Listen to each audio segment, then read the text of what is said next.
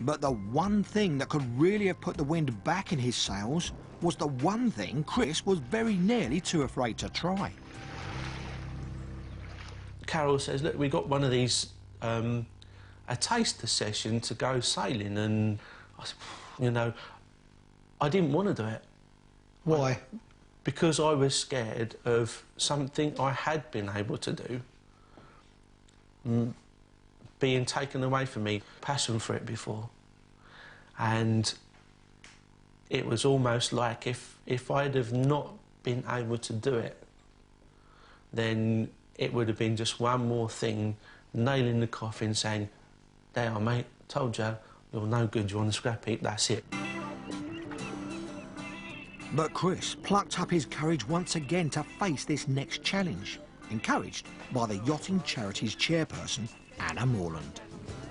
Sailability is an organisation that you might find all over the country, and basically it will be a group of volunteers who have got together to enable anyone with a disability to enjoy sailing.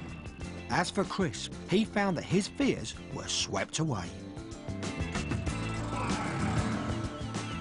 The first time I went out on the boats with Sailability, it was, well, it was out of the world. The experience you got back, there was an adrenaline buzz. And when I came off the water for the very, very first time, Anna, she was standing on the pontoon on the side and she said I had a grin from one ear to the other. And that really summed up how I felt, inside and outside. Chris, ready to tuck? Yep.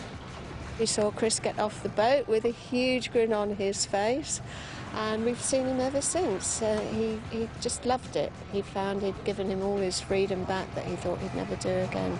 So it was an immediate win for him.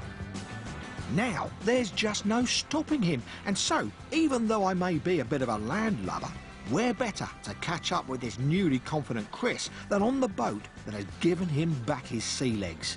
I just hope I can hang on to mine. Chris, you seem incredibly comfortable sitting here at sea. You're loving it, aren't you? Yes, it's brilliant.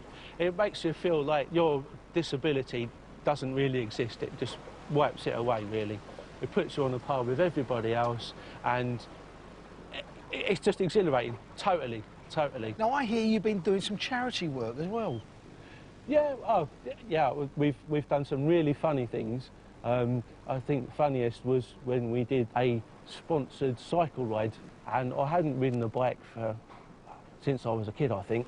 So off we went. It started off in this cycle ride. We then found out it was actually 35 miles we were doing. It was a real crack. Chris is now keen to do his bit to fundraise and to help others to find their passion. Chris is absolutely fantastic person.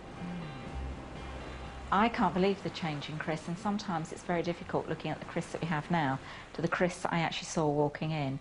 Yeah, he's very supportive of people within the group. He has a good selection of friends, and I just can't believe that a support group has actually given Chris a life. Well, I feel at the top of the world at the minute. The people in both the charities, for me, have given me my life back and made it possible for me to just go on and enjoy it. I'll tell you what's very clear to me now. If Chris didn't have the love from his family and the help and assistance from Dorset Blind Association, he would be in a very bad place. But I'll tell you what, that man down there has got the biggest, beamiest smile I've ever seen on anybody's face, and he's enjoying life to the full. See you, guys. Take care, bye.